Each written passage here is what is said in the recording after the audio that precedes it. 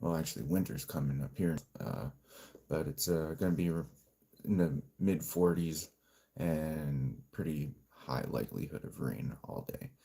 And so we've been studying satisfaction, right? Where does our satisfaction come from? And that's what does our heart desire, and what do we desire? Desire the things of God or the things of the world, the things of ourself, the things of the flesh. And then we looked at rest. And so now we'll take our study into looking at some unrest. And we'll study, what it's like in unrest. Where does unrest come from? How does it work, right? Um, what are some of the symptoms? And I think a lot of it can be summed up here in Psalm 38. Psalm 38. And our verse for the day, um,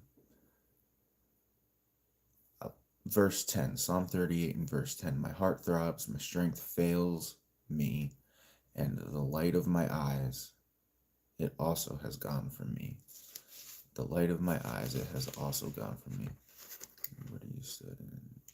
Tell me too. I also study. So I'm in Vermont, so Canada South, because I'm right on the border of Canada. And we're in Psalm 38, and we're looking at unrest today. All right, unrest.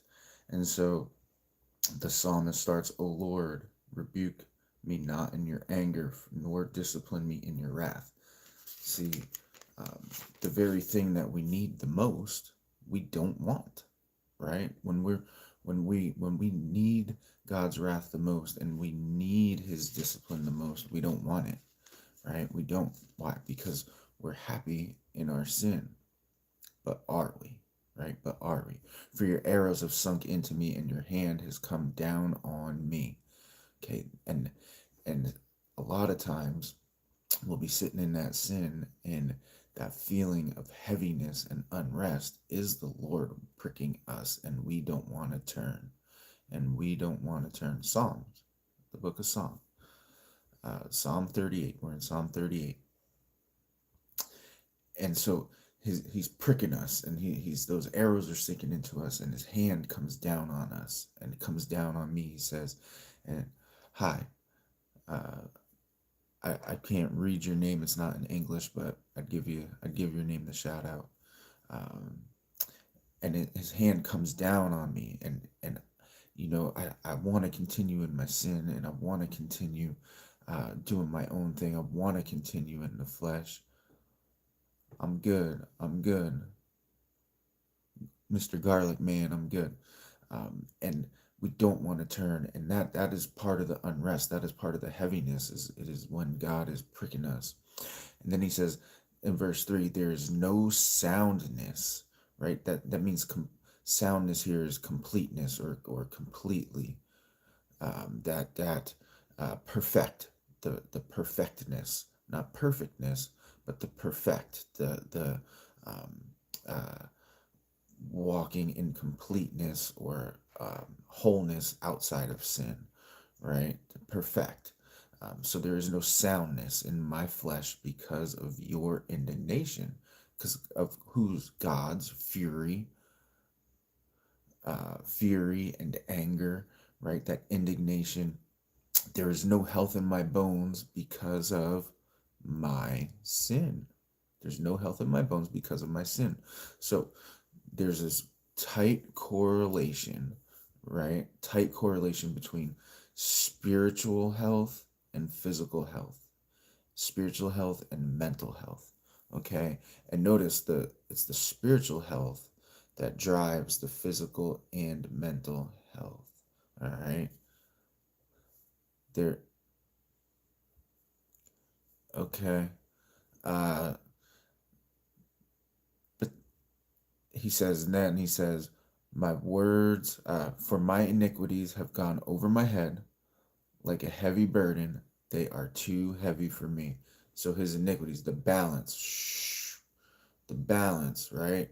The balance of his iniquity is driving him right? Untipping the scales further and further away from the Lord till it's over his head, right? Over his head. And then he says, um, like a heavy burden, they are too heavy for me. Yeah, because on our own, we cannot do anything with them, right? They just pile up and pile up. And then when we're in them, we act like we don't want God to intervene. We act like we don't want to call on God. We act like we don't want to be disciplined. We act like we don't want to be pulled from it, right? That we just want to sit in it. And then what happens, right? We're imperfect or incomplete. There, God's fury and anger comes upon us. There's no health. We're physically impacted because of my sin. For my iniquities have gone over my head like a heavy burden. They are too heavy for me. My wounds stink and fester. My wounds stink and fester. Why? He says, because of my foolishness. Man, I'm so stupid. I am. When I'm stuck in those sinful states and I'm not wanting to repent, especially when I know I'm in this sinful state and I don't want to call on the name of the Lord, it just stinks. It starts to fester. It starts to swell up. That gall or that bile. It's just yuck. And why? Because I'm a fool. Because I'm a fool, right? And the only thing you can do, right? The only thing you can do is call on Jesus. And so, why do we have to get to this point of festering, of stinking, of being sunk, right? Why? Why do I have to let myself get there to calling on Him when I know it? When I, hey, que pasa, Alberto, my man, when I know it and I don't call Him, like I know I'm in sin. I could catch it while it's short. I could catch it while it's light. All I gotta do is call on him. But yet I'd much rather sit in it. I'd much rather be incomplete. I'd much rather be chasing the desires of my heart than chasing the desires of God. Right? I'd much rather be right a fool. Verse 5. I am utterly bowed down and prostrate when there's no place to go. And this is I've been there, and that's utter position of cannot move, being stuck in my chair, not being able to take communion, and my heart is screaming. My heart is screaming in that bowed down prostrate position, right? And I was walking it for a long time. Actually, it just got to that culminating point where I was stuck. Okay. And he says, all the day I go about mourning, feeling sorry for myself, right? All, why me? Why this? Why that? God, I thought this, I thought that, right? Mourning my feeling or my sin, right? Am I mourning my feeling? How am I feeling? Or am I mourning my sin against God? What am I mourning, right? And so it wasn't until I was mourning my sin against God as opposed to mourning my condition that it worked, right? That it worked. Uh, My sides are filled with burning, and there is no soundness in my flesh. Can't make a good decision for anything, right? Can't make a good decision for anything. There's nothing whole, right? Nothing whole, nothing complete. Where in my flesh? Because my heart is sinful. My heart is sinful, and relying on my flesh just gets me more and more in the out of balance, right? Sunk over my head. Then he says, I am feeble and crushed. All right. I am feeble and crushed. Another fleshly response. Why? He says, because of the tumult of my heart. Now, that word tumult, it's like a storm, a roaring, a brewing in my heart. Unrest. Because of unrest. Uh, thank you. Thank you. Um, and in that crushing, right? In that crushing, in that unrest in my heart, right? When my heart there's unrest, then there's this physical response, right? There's a physical response, and it's feeble, right? All my strength is gone. All right. Oh Lord, all my day longing is before you. My sighing is not hidden from you. He sees it all. He sees it all. So why don't I just turn to him anyway? Why don't I just turn to him anyway? Why do I wait? Then he says, here it is. Listen to this picture. This is a wonderful picture of what unrest, at least what it means to me. Maybe it means something different to you. But my heart throbs. Okay, so there's an emotional response. My strength fails me, physical response. The light of my eyes. What what is supposed to be the light of my eyes? The Lord, right? It has also gone from me.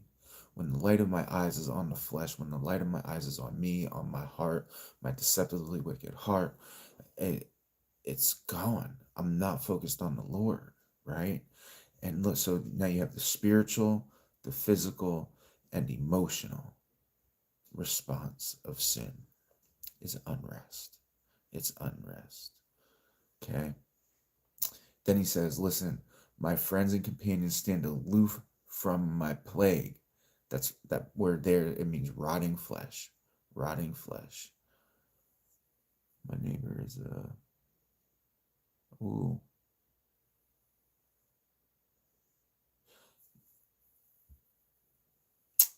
Uh pray. Pray for yourself, for your heart, God to work in your heart. But pray for her that somebody comes along and she gets the help she needs. Right? Maybe she needs a worker. Maybe there's somebody you can call for her to help that out. That's all. I yeah, I know that's trolling, but that's the right answer. You know what I mean? Do the right thing. Do the right thing. And so, my friends and companions stand aloof. My from my plague. That's rotting flesh, right? That word plague. It's like rotting flesh, and my nearest kin stand far off. Now, here's the thing. They may or may not know that you're aloof. You could be aloof because you want to stand in it, but also they see the wages of sin on you and they stand aloof as well, right? And they stand aloof as well.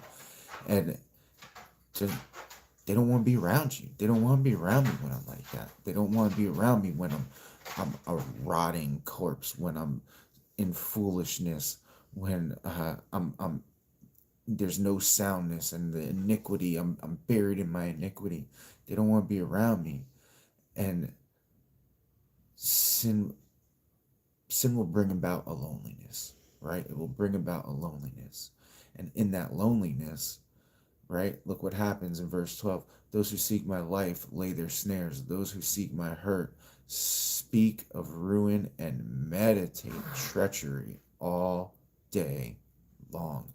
We're susceptible. We're susceptible to our enemy, right? That's what happens in our sin. The people we are supposed to be closest to are furthest away, right? When I'm stuck in that, right? My wife, she could be sleeping right next to me, but be miles and miles of earth distance apart. Why? Because of sin. The people closest to us, they may or may not even know they're aloof. We could be aloofing them, or they could be aloofing us. Either way, there's a distance between the people we care about the most and ourselves due to our sin. And it leaves us vulnerable to the enemy, like in 1 Peter 5:8. Like in 1 Peter 5:8. Be sober minded, right? That what's your vision? Don't lose the light of your eyes, right? Be sober minded, because the enemy, the devil, he's roaming about, roaring like a lion, seeking whom he may devour. All right, you guys. There was too much going on in the chat for me to keep up with. It was like to have to sift between the trolling and what's real and what to respond to. I couldn't really do it. Um, yeah. Anyway, you guys have a wonderful day. Work work on the three things: the spiritual, get with the Lord, finish the psalm. If you don't know what else to do, finish the psalm. Right. Uh, do a little physical something activity, right? And emotional. Take care of yourself emotionally. All three. Spiritual first, though. Spiritual first. All right, you guys. Grace and peace.